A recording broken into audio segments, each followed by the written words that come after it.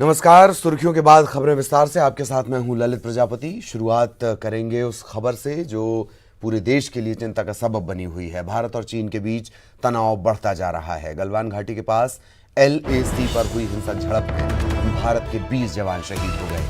वहीं चीन को भी भारी नुकसान हुआ है। उसके 43 सैनिक हताहत हुए हैं। इनमें से कुछ की मौत हुई है, कुछ गंभीर रूप से घायल हैं। इस बीच LAC के पार चीनी हेलीकॉप्टर देखा गया है जो मृत और घायल सैनिकों को ले जाने के लिए आया था। घटना पर विदेश मंत्रालय ने कहा कि भारत ने हमेशा LAC का सम्मान किया। चीन को भी ऐसा करना चाहिए। LAC पर जो हुआ उससे बचा जा सकता था। दोनों देशों को नुकसान उठाना पड़ा है। देर रात तक प्रधानमंत्री आवास पर बड़ी बैठकों का दौर चलता रहा।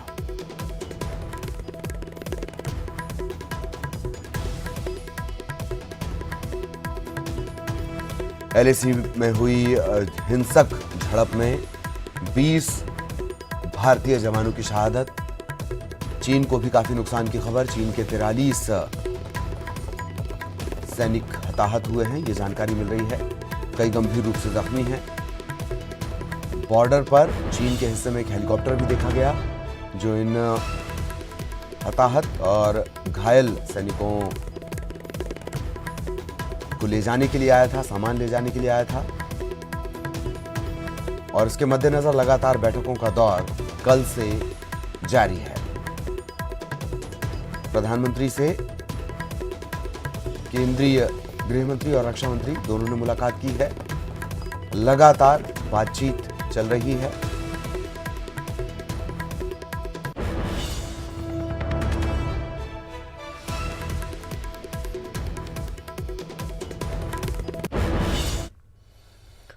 इधर पीएम मोदी की मुख्यमंत्रियों के साथ बैठक का आज है दूसरा दिन। आज फिर प्रधानमंत्री मोदी कोरोना को लेकर महामंथन करेंगे। 15 राज्यों के मुख्यमंत्रियों के साथ ये वीडियो कॉन्फ्रेंसिंग होनी है। केंद्र शासित प्रदेशों के मुख्यमंत्रियों से भी चर्चा होगी। प्रधानमंत्री की इस वीडियो कॉन्फ्रेंस में सीएम शिवराज भी शामिल होंगे। अनलॉक 1 के बाद ये प्रधानमंत्री की दूसरी बड़ी बैठक है। प्रभावित राज्यों के लिए अलग योजना पर विचार हो सकता है। आज जिन राज्यों से प्रधानमंत्री चर्चा करेंगे वो उन राज्यों में शुमार है जहां कोरोना का संक्रमण सबसे ज्यादा रहा, भयावह रहा, प्रसार सबसे ज्यादा रहा। इससे पहले कल भी उन्होंने मुख्यमंत्रियों से चर्चा की। जिन राज्यों ने बेहतर किया, जहां कोरोना संक्रमण काबू में रहा, उन राज्यों से कल बात हो चुकी है और आज उन राज्यों से बात होगी, मसलन महाराष्ट्र, तमिलनाडु, मध्य प्रदेश, जहां पर सबसे ज्यादा कहर कोरोना ने बरपाया है।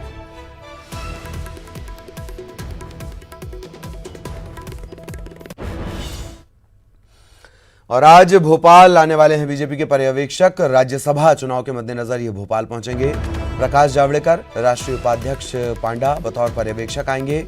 बीजेपी के प्रदेश प्रभारी विनय सहस्त्रबुद्धे भी आज भोपाल पहुंचने वाले हैं। बीजेपी के सभी विधायकों को आज भोपाल आने के लिए कहा गया है। 18 जून को बीजेपी विधायक दल की बैठक होनी है और 19 जून को राज्यसभा चुनाव होना है।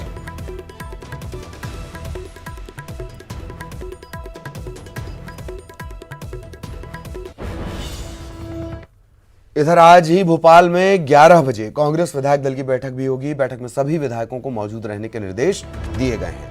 आज और कल लगातार 2 दिन विधायक दल की बैठक चलने वाली है। प्रदेश कांग्रेस अध्यक्ष कमलनाथ इस बैठक को उनकी अगुवाई में ये बैठक हो रही है। विधायकों को राज्यसभा चुनाव में वोटिंग को लेकर ट्रेनिंग दी जाएगी। दिग्विजय सिंह भी इस बैठक में शामिल होंगे। वहीं सपा, बसपा और निर्दलीय विधायकों को भी बैठक में शामिल होने के लिए सूचना भेजी गई है।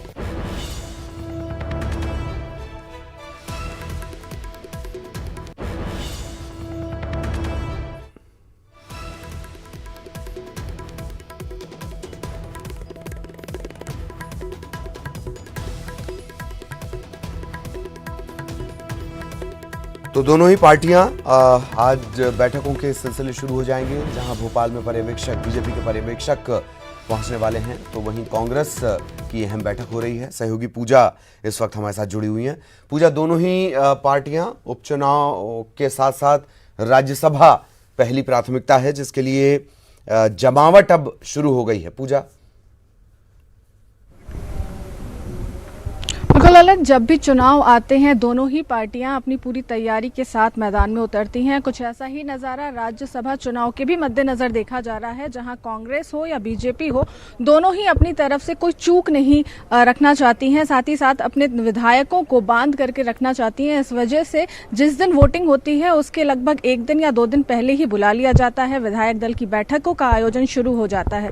जहां कांग्रेस की विधायक दल की बैठक आज होगी तो वहीं बीजेपी ने इस बैठक को कल रखा है। हालांकि ये पहले से ही विधायकों को बता दिया गया था कि बेहतर होगा कि वो 2 दिन पहले शाम तक बीजेपी दफ्तर पहुंच जाएं। इस बहाने एक रात्रि भोज भी हो जाएगा दफ्तर में और साथ ही साथ बीजेपी की रणनीति भी तय हो जाएगी कि आगे किस तरह से काम करना है और मद्देनजर चुनाव के क्या कुछ रणनीतियां तय होनी है। इस बहाने काउंटिंग भी हो जाएगी कि बीजेपी के पास फिलहाल कितने विधायक हैं और कांग्रेस भी लगातार अपने विधायकों को ट्रेनिंग देने का काम कर रही है। और साथ ही साथ जिस तरीके से अभी सियासी समीकरण बैठ रहा है कि 2 सीट बीजेपी के पास है और 1 सीट कांग्रेस के पास है। हालांकि बीजेपी पूरी तैयारी के साथ उतरना चाहती है, कांग्रेस भी पूरी तैयारी के साथ उतरना चाहती है, लेकिन फिर भी सीटों के संख्या को बढ़ाने की दोनों तरफ से कोशिश की जा रही है। यही वजह है कि कांग्रेस जब विधायक दल की बैठक कर रही है तो अपने विधायकों के साथ साथ खुला आमंत्रण भी दिया गया है, जिसमें निर्दलीय सपा और बसपा के विधायक भी इस ट्रेनिंग में शामिल हो सकते हैं।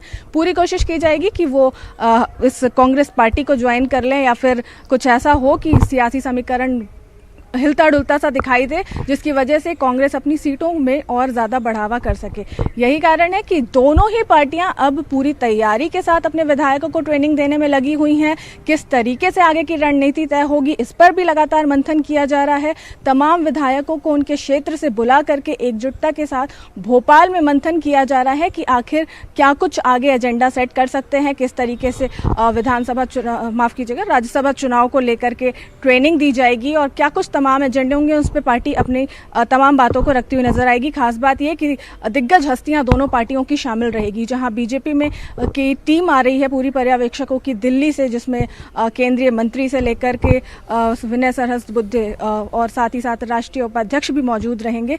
तो वहीं कांग्रेस में भी जो दिग्गज हस्तियां हैं, कमलनाथ के नेतृत्व में ये विधायक दल की बैठक का आयोजन होगी और दिग्विजय सिंह भी इसमें शामिल होते हुए दिखाई देंगे। तो कह सकते हैं कि दोनों ही तरफ से तैयारियां पूरी की जा रही हैं एजेंडा सेट करने की और साथ ही साथ आगे क्या रणनीति होगी ये विधायकों तक पहुंचाना है, क्योंकि दोनों ही पार्टी का एजेंडा है कि जन जन तक जो पार्टी का एजेंडा है वो पहुंचे और किस तरीके से पहुंचाना है, किस तरीके से जो राज्यसभा कहें उसकी सीट और उपचुनाव की सीट को लेकर के आगे क्या स्ट्रैटेजी बनानी है, इस पर भी मंथन होगा। क्योंकि पहले राज्यसभा का चुनाव होना है, आने वाली 19 तारीख को ही ये चुनाव है, इसलिए फिलहाल जो फोकसिंग एजेंडा है वो यही रहेगा। लेकिन आने वाले दिनों में भी लगातार दोनों ही पार्टियों की बैठकों का आयोजन होते हुए हम देख सकते हैं, क्योंकि जो सियासी उलटफेर है, जो सदस्यता लेने का कार्यक्रम है, पार्टी बदलने का कार्यक्रम है, वो लगातार विधायकों की तरफ से देखने को मिल रहा है कि एक पाले से दूसरे पाले में जंप मारते हुए विधायक दिख रहे हैं। तो कहीं ना कहीं तमाम रणनीतियों के साथ मंथन किया जाएगा, स्ट्रैटेजी तैयार की जाएगी और चुनाव के फोकस रखते हुए लोगों को किस तरह जागरूक करना है अपनी पार्टी एजेंडा को लेकर के, इस पर भी लगातार दोनों ही पार्टियां एजेंडा सेट करती हुई और स्ट्रैटेजी बनाती हुई नजर आएंगी। जी चलिए, बहुत बहुत शुक्रिया पूजा इस तमाम जानकारी के लिए। सहयोगी पूजा हमारे साथ जुड़ी हुई थी और ये जो घटनाक्रम रहेंगे, सियासी घटनाक्रम, इन पर प्रमुखता से हमारी नजर लगातार बनी रहेगी। इधर दिग्विजय सिंह आज सीएम शिवराज के खिलाफ शिकायत दर्ज करवाने वाले हैं। एमपी नगर स्थित क्राइम ब्रांच के थाने में वो शिकायत करेंगे। इसी थाने में उनके खिलाफ भी एक शिकायत है। राहुल गांधी के वीडियो के साथ छेड़छाड़ का ये पूरा मामला है। वीडियो को एडिट कर छवि खराब करने का आरोप लगाया गया। इसी को लेकर सीएम शिवराज के खिलाफ वो शिकायत करने जा रहे। आज उन्होंने कहा कि वो शिकायत करेंगे क्राइम ब्रांच थाने में। इसी थाने में उनके खिलाफ भी एक शिकायत है और वो शिकायत है सीएम शिवराज के वीडियो छेड़छाड़ एडिटेड वीडियो को शेयर करने को लेकर।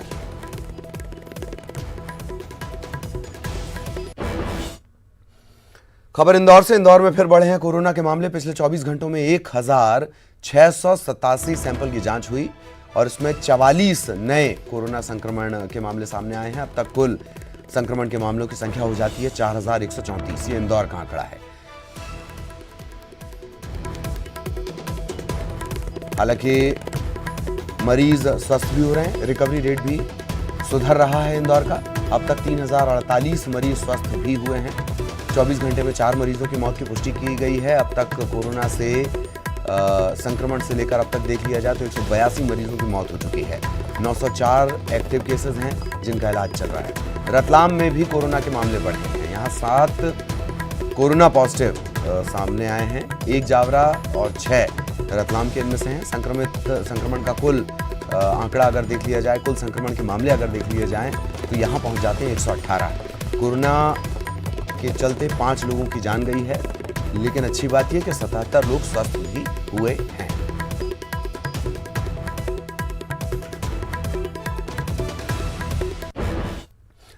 और इंदौर में 25 जून के बाद खुल पाएंगे धर्मस्थल। परिस्थितियों को देखकर फैसला लिया जाएगा। फैसला लेने का अधिकार प्रशासन को सौंपा गया।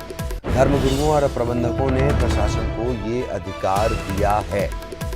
भोपाल में जैसे कुछ दिनों बाद धार्मिक स्थल खोले गए, इसी तरीके से अब इंदौर में भी 25 जून के बाद ही खुल पाएंगे धार्मिक स्थल। जो स्थितियां होंगी उन्हें देखकर ये फैसला लिया जाएगा। इंदौर ने बेहतरीन काम किया है पिछले कुछ दिनों में। ट्रैक रिकॉर्ड बहुत बेहतर हुआ है। यही वजह है कि सारी जिम्मेदारी प्रशासन के ऊपर दे दी गई है। जो तमाम धर्मगुरु हैं, प्रबंधक हैं, वो चाहे मंदिर के हों, मसाजिद के हों, गुरुद्वारे के हों, गिरजाघर के हों, उन्होंने सारे अख्तियार प्रशासन को दे दिए हैं।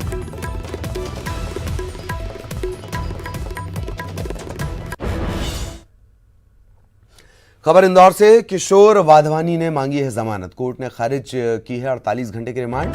आज इंदौर लाए जाएंगे वाधवानी। 225 करोड़ की टैक्स चोरी के मामले में किशोर वाधवानी की गिरफ्तारी हुई है।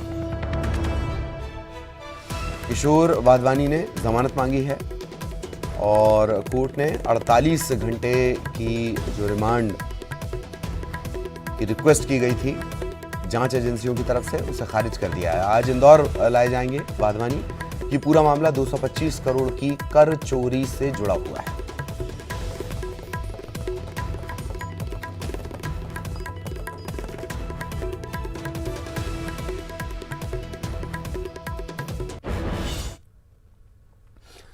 मुख्यमंत्री शिवराज सिंह चौहान के पुत्र कार्तिकेय चौहान ने आखिरकार अपने पिता की राजनीतिक व्यस्तताओं के बीच उनका हाथ बटाया। वे अपने पिता की विधानसभा क्षेत्र बुदनी पहुंचे। यहां उन्होंने वन विकास निगम के जंगल में पौधरोपण किया। इसके बाद कई गांवों के जो ग्रामीण हैं उनसे मुलाकात भी की। यही नहीं, उन्होंने अपने सीएम पिता के नक्शे कदम पर चलते हुए ग्रामीणों को संबोधित किया। अपने पिता की संवेदना का जिक्र किया। कहा कि हमारे देश के ऐसे कम नेता हैं जिन्होंने प्रदेश की बागडोर 4 बार संभाली है।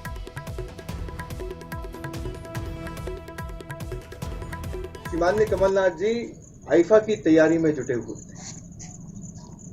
पूरी दुनिया कोरोना से जूझ रही थी और हम इससे पहले जो कांग्रेस की सरकार थी, मुझे कहते हुए ये बुरा लगता है कि आईफा जैसे कार्यक्रमों को कराने में जुटी हुई थी। कोरोना से लड़ने के लिए 1 पैसा पुरानी सरकार छोड़कर नहीं गई, लेकिन आईफा के नाम पर 700 करोड़ रुपए सरकार ने आवंटित किए थे। और यहां रुकेंगे एक ब्रेक के लिए।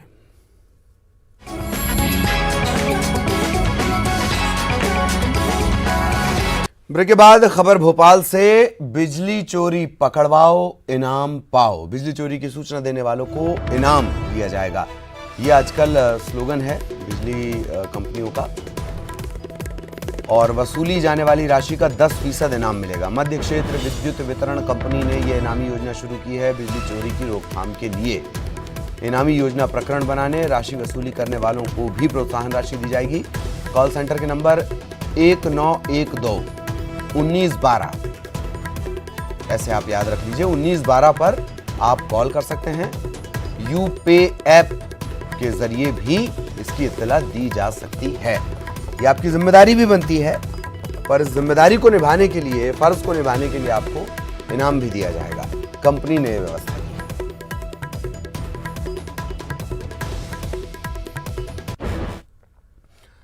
छतरपुर के सटई थाना के छापर गांव में अनुसूचित जाति के दूल्हे को घोड़े पर बैठना महंगा पड़ गया। दरअसल दूल्हा राजेश बारात जाने के पहले मंदिर में चढ़ावा चढ़ाने के लिए घोड़े पर सवार होकर गया था, लेकिन गांव के दबंगों को ये नागवार गुजरा और इसी बात को लेकर गांव के 4 दबंगों ने गाली गलौज की, घोड़े वाले के साथ मारपीट की। मामले की शिकायत दूल्हे के परिजनों ने सटई थाने में की है। 4 आरोपियों के खिलाफ मामला दर्ज कर पड़ताल शुरू कर दी गई है। सूचना प्राप्त हुई थी कि ग्राम छापर में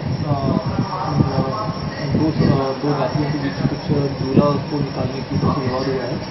इसके बाद फरियादी की रिपोर्ट पर मामला थाना सदर में पंजीबद्ध किया गया था। सीधी में पुलिस ने 2 युवकों पर बीजेपी की शिकायत पर मामला दर्ज किया है। इन दोनों पर सीएम शिवराज के एक वीडियो को टेम्पर्ड करने और उसे सोशल मीडिया पर वायरल करने के आरोप लगे हैं।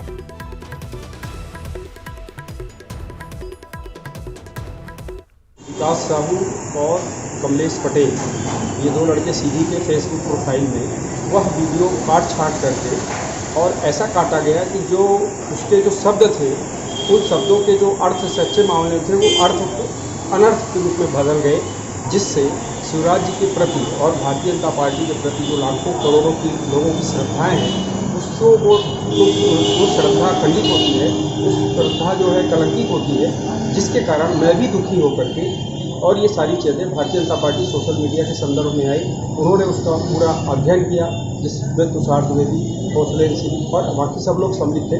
इनकी शिकायत पर से कमलेश पटेल जी ग्राम हटवा का जी और विकास साहू के खिलाफ मुकदमा पंजीबद्ध की गई है, जो विवेचना हेतु मुझे आज दिनांक को प्राप्त हुई है। कोरोना महामारी के दौर में डॉक्टर, पुलिस के साथ साथ शिक्षकों ने भी महत्वपूर्ण भूमिका निभाई थी। ऐसे ही एक शिक्षक हैं राजेंद्र कुमार दुबे, जो होशंगाबाद के सिवनी मालवा तहसील के ग्राम बैजनपुर के प्राथमिक स्कूल में पदस्थ हैं। राजेंद्र कुमार दुबे के काम की सराहना मोदी सरकार के रेल मंत्री पीयूष गोयल ने भी की है। पीयूष गोयल ने इनके कार्यों की सराहना करते हुए ट्वीट किया। आपको बता दें कि राजेंद्र ने लोगों को कोरोना से जागरूक करने का काम किया था। ये अत्यंत गौरवान्वित विषय है। मैंने ये कल्पना नहीं की थी कि इस कार्य के पीछे मेरे को इतनी बड़ी उपलब्धि मिल जाएगी।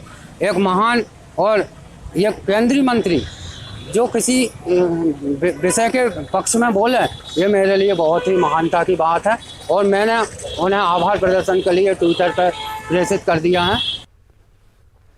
मुरैना में सबलगढ़ तहसील के रामपुर इलाके में सरकारी बोर से पानी भरने को लेकर 2 पक्षों में मारपीट हो गई। इसमें 7 लोग जख्मी हो गए। इन्हें इलाज के लिए सबलगढ़ उप स्वास्थ्य केंद्र में भर्ती कराया गया है। दरअसल रामपुर कस्बे में पानी की समस्या काफी पुरानी है।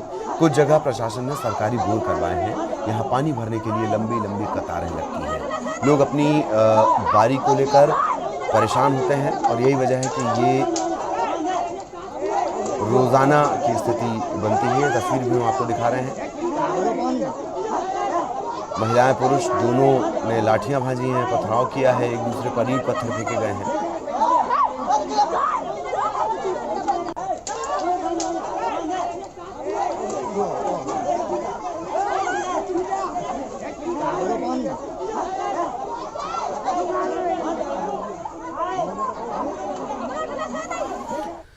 राजधानी भोपाल के जैन नगर में एक बुटीक की आड़ में जुए का खेल चल रहा था। यहां महिलाएं खरीदारी के बहाने जमा होती थीं, जुआ खेलती थीं। पुलिस ने छापे की कार्रवाई कर इन्हें गिरफ्तार कर लिया है। 5 महिलाएं और 2 पुरुष गिरफ्तार किए गए।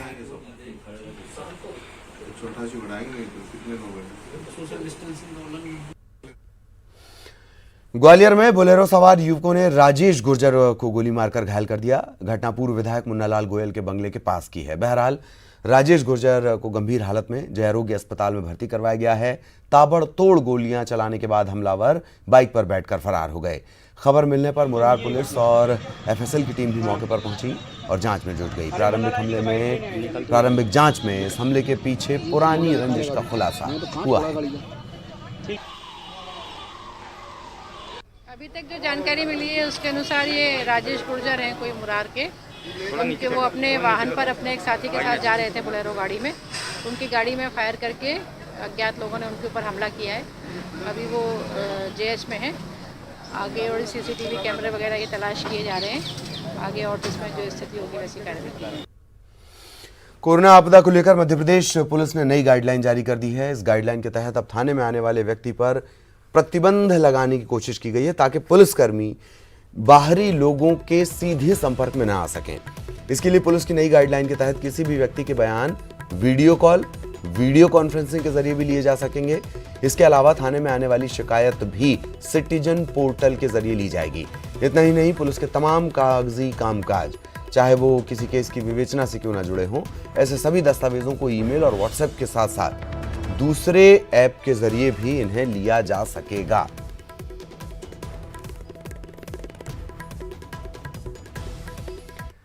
एमसीयू ने फैसला वापस लिया। यूजी और पीजी की परीक्षाएं स्थगित कर दी हैं। 29 जून से होने वाली सभी परीक्षाएं स्थगित की गई परीक्षाएं और इनकी तारीख, कब से परीक्षाएं होंगी, ये बाद में घोषित किया जाएगा।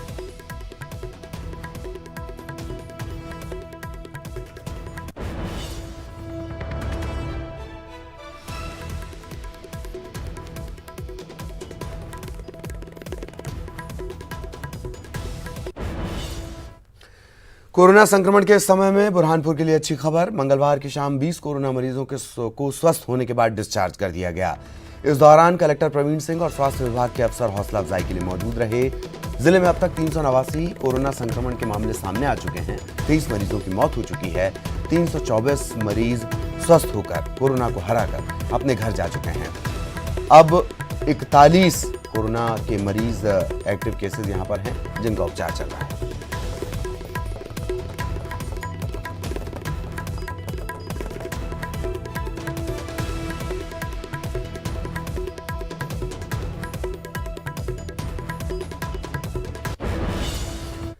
और इसी के साथ इस बुलेटिन में इतना ही। नमस्कार।